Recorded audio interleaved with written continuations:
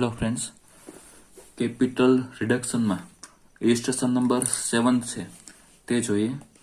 થોડું લેન્ધી છે પણ મોટા ભાગના પોઈન્ટ છે આ ચેપ્ટરના તે તેમાં કવર થઈ જાય છે, એટલે આ ઇલિસ્ટ્રેશન છે તે જોઈએ. બેલેન્સ શીટ છે તે આપણને આપેલી છે. Share capital, cumulative preference share છે તે આપેલું છે ₹100 ઇચ, બરાબર.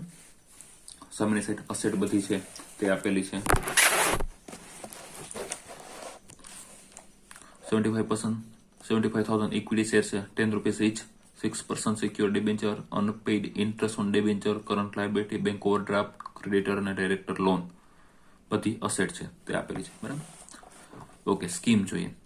ટોટલ 11 પોઈન્ટ આપેલા છે. એટલો લેન્ધી સમ નોર્મલી નથી પૂછતા, એટલા બધા એડજસ્ટમેન્ટ ન હોય, પણ આપણે મોટાભાગના બધા એડજસ્ટમેન્ટ આમાં કવર થઈ જાય છે એટલા માટે આ જોઈએ છીએ. First, 6% preference share will be reduced up to ₹75 per share and equity share will be reduced by ₹8. Up to and by, બરાબર.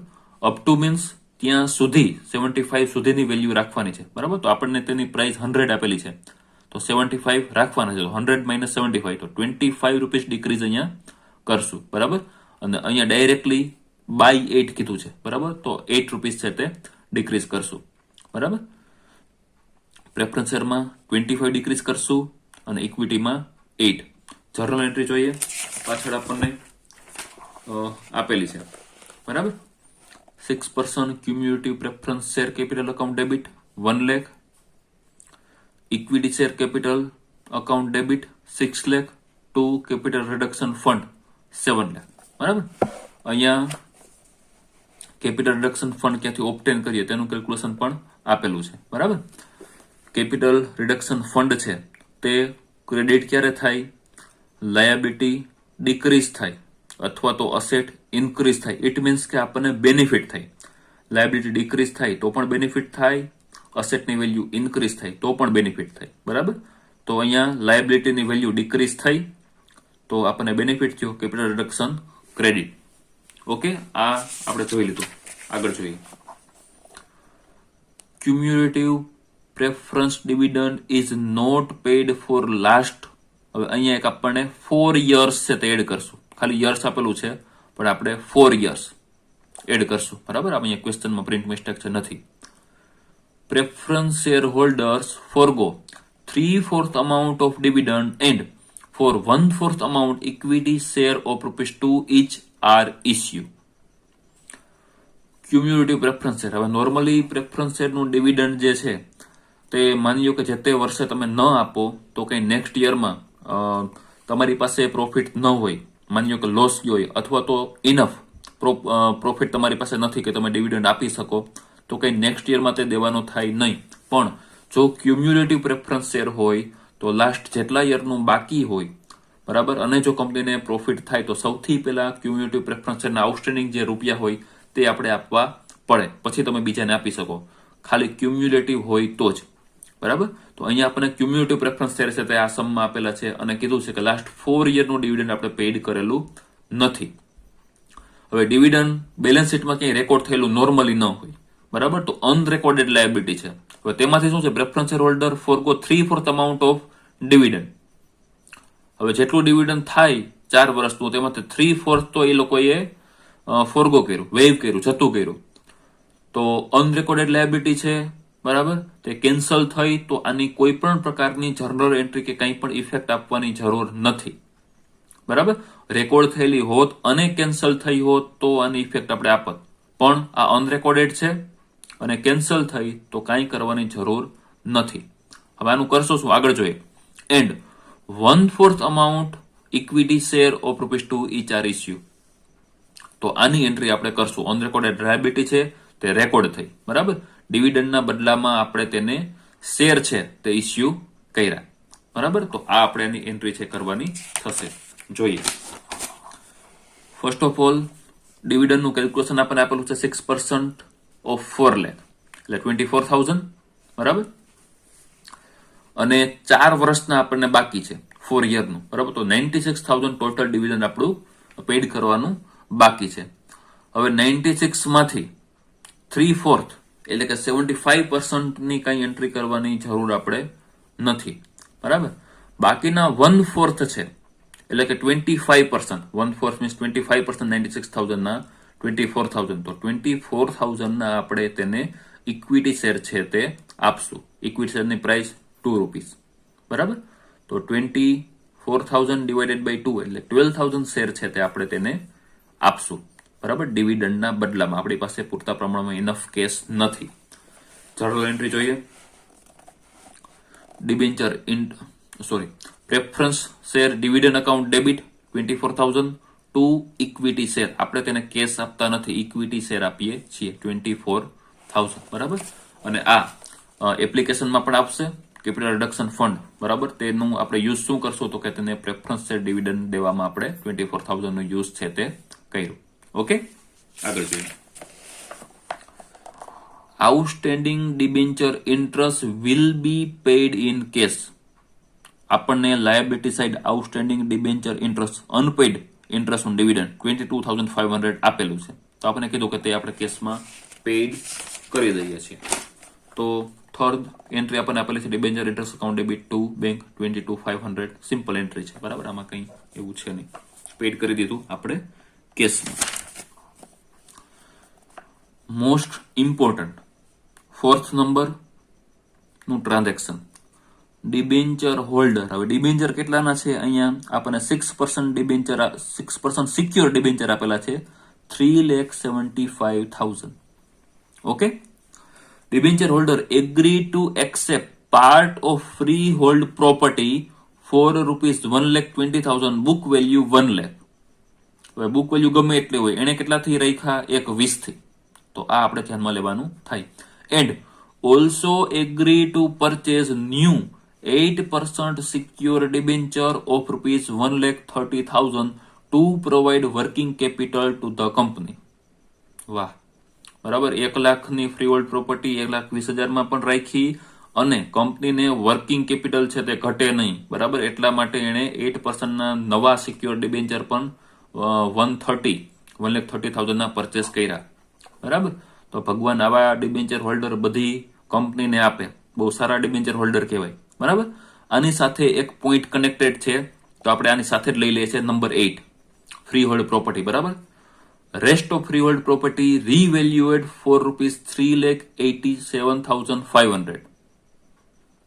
બાકીના આપણે 1,20 ની પ્રોપર્ટી છે તે આપી દીધી, બરાબર. ભલે એની બુક વેલ્યુ 1 લાખ હોય, બાકીની પ્રોપર્ટીની વેલ્યુ આપણને 3,87,500 છે તે કીધી. આની જનરલ એન્ટ્રી કઈ રીતે થાય જોઈએ? મોસ્ટ આઈએમપી આમાં જો કોઈ કેલ્ક્યુલેશન હોય તો આ છે, બાકી બીજું બધું નોર્મલ છે કે આ અનરેકોર્ડેડ નું આપણે જોયું, બરાબર. ઓકે, જોઈએ.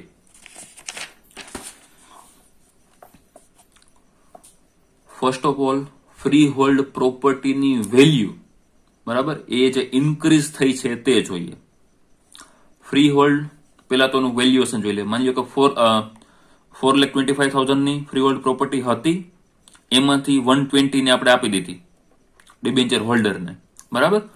તો હવે જે વૈધી હોય એનું અને આ નવી વેલ્યુ, આ બંનેનું કમ્પેરિઝન કરવું પડે. તો 425 માંથી 120 માઇનસ કરો, બરાબર. જે બાકી વૈધ્યું હોય તેનું આની સાથે તમે કમ્પેરિઝન કરો, બરાબર. તો ઇન્ક્રીઝ થઈ, બરાબર. આની વેલ્યુ છે તે ઇન્ક્રીઝ થઈ છે ફ્રી હોલ્ડ પ્રોપર્ટીની, બરાબર. તો અસેટની વેલ્યુ ઇન્ક્રીઝ થાય તો બેનિફિટ કંપની માટે, બરાબર. અસેટ વધે તો કેપિટલ રિડક્શન છે તે ક્રેડિટ થાય, બરાબર. તો free hold property account debit 82,500, આમાંથી માઇનસ કરીને જે આન્સર આવે એનું અને આનું બેનું તેને તમે આમાંથી માઇનસ કરો, બરાબર. તો 82,500 એક્સ્ટ્રા આપણે આ વેલ્યુ કરી, બરાબર. 82,500 ટુ કેપિટલ રિડક્શન ફંડ 82,500, પ્રોપર્ટીની વેલ્યુ ઇન્ક્રીઝ થઈ, બેનિફિટ, બરાબર. તો અહીંયા ફંડમાં ફ્રી હોલ્ડ પ્રોપર્ટી તેની વેલ્યુ ઇન્ક્રીઝ થઈ 82,500. તો ઓપ્ટેઇનમાં આપણે જે ફંડ ક્યાંથી મળ્યું, આ પ્રોપર્ટીની વેલ્યુ આપણે ઇન્ક્રીઝ કરી 82,500. ક્લિયર? સરસ, આગળ જોઈએ. હવે અહીંયા આપણને શું કીધું છે? તેણે 6% ડિબેન્ચરે 120 ની ફ્રી હોલ્ડ પ્રોપર્ટી છે તે એક્સેપ્ટ કરી, તો 6% debenture account debit to free hold property 120. 6% ના ડિબેન્ચર હોલ્ડર 120 થી નીકળી જશે અને ફ્રી હોલ્ડ પ્રોપર્ટી બેયની વેલ્યુ ડિક્રીઝ થશે, ડિબેન્ચરની પણ અને freehold પ્રોપર્ટીની.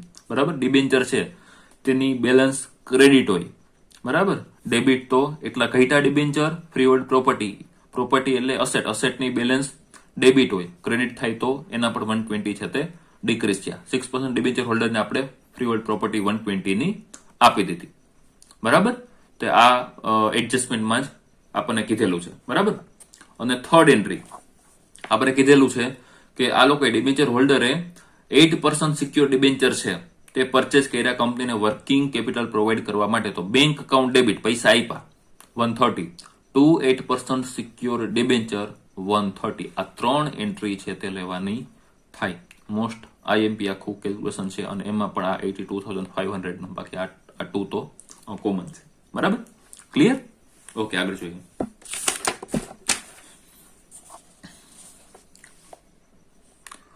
Right off pattern, goodwill and preliminary expense.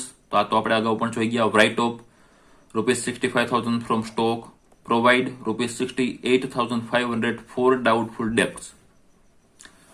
Asset decrease થઈ, ગુડવિલ ને સ્ટોક ને પ્રિલિમિનરી એક્સપેન્સ આ બધું.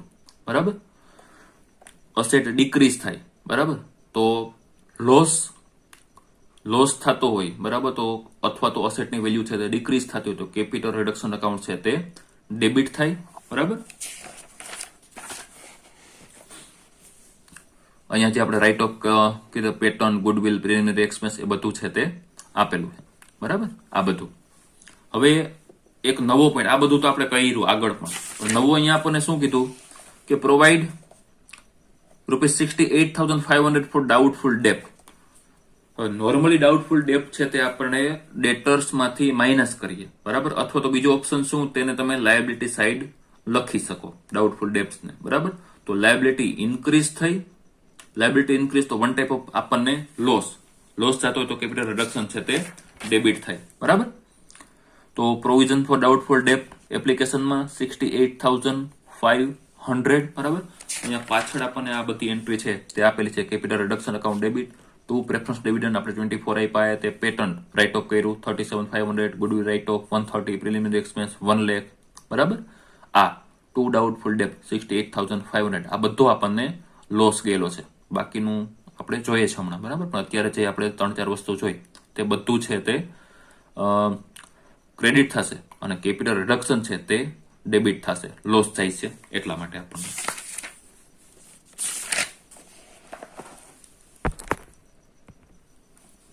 આગળ કીધું ઇન્વેસ્ટમેન્ટ વેર સોલ્ડ ફોર ₹140. ઇન્વેસ્ટમેન્ટ 140 માં આપણે સોલ્ડ કર્યા હતા કેટલાના? 55 ના. તો અસેટની વેલ્યુ ઇન્ક્રીઝ થઈ, વધી. બરાબર, તો પ્રોફિટ થયો. બરાબર, પ્રોફિટ થાય તો કેપિટલ રિડક્શન ક્રેડિટ. બરાબર, જોઈએ બેંક અકાઉન્ટ ડેબિટ 140 સોલ્ડ કર્યા, 2 ઇન્વેસ્ટમેન્ટ 55 હતા, 2 કેપિટલ રિડક્શન પ્રોફિટ થયો તો કેપિટલ રિડક્શન છે તે ક્રેડિટ. કેટલાથી? 85 થી. બરાબર, 55 ના આપણને 140 મળ્યા, તો ડિફરન્સ છે તે કેપિટલ રિડક્શનમાં લઈ જશું 85,000. બરાબર, અને અહીંયા આપણે જે ઓબ્ટેન કર્યું, બરાબર, ક્યાંથી મળ્યું આ ફંડ કેપિટલ રિડક્શન? તો profit from cell of investment 85,000. Okay, આગળ જોઈએ. Directors loan was settle as follow. હવે ડિરેક્ટરની લોન આપણને કેટલી આપેલી છે? 1 લાખ ની. Equity share of ₹T2 each were issue against 90% amount of loan. 90% એટલે 90 લાખ. બરાબર, એની સામે આપણે એને શું આપ્યું? Equity share. 5% amount paid in cash. તો 5,000, 1 લાખના 5%, 5,000 આપણે કેશ પેડ કર્યા. 5% amount forgo by director. ડિરેક્ટરે 5% amount એટલે કે ₹5,000 છે, 5,000 છે તે ફોરગોન કર્યા. બરાબર, વેઇવ કર્યા, તો એટલો કંપનીને બેનિફિટ મળશે. બરાબર, તો બેનિફિટ મળે તો સોર્સ આપણને કેપિટલ રિડક્શનનો ફંડ છે એટલું મળે, તો ડિરેક્ટર્સ લોન ફોરગોન 5,000 તે. બરાબર, અને તેની જર્નલ એન્ટ્રી 9th નંબરની આપણને એન્ટ્રી આપેલી છે. Directors loan account debit 1 lakh 2 equity share 90,000 આપણે એને ઇક્વિટી શેર આપ્યા, કેશ 5% આપી, તો 2 કેશ 5,000 અને 2 કેપિટલ રિડક્શન 5% જે તેને ફોરગો કર્યા, વેઇવ કર્યા, કંપનીને બેનિફિટ છે, બેનિફિટ થાય તો કેપિટલ રિડક્શન ક્રેડિટ 5,000. ઓકે, આગળ જોઈએ.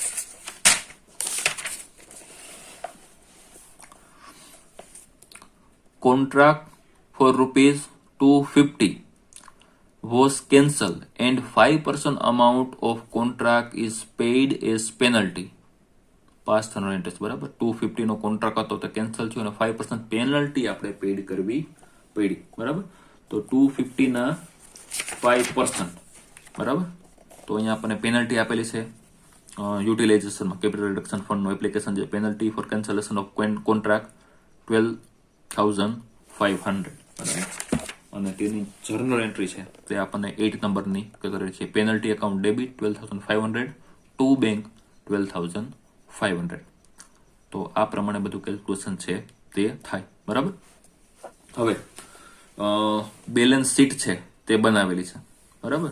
શેર છે તેની વેલ્યુ 75 આપણને કીધી છે, ઇક્વિટીની ₹2, 8 આપણે ડિડક્ટ કર્યા, બરાબર.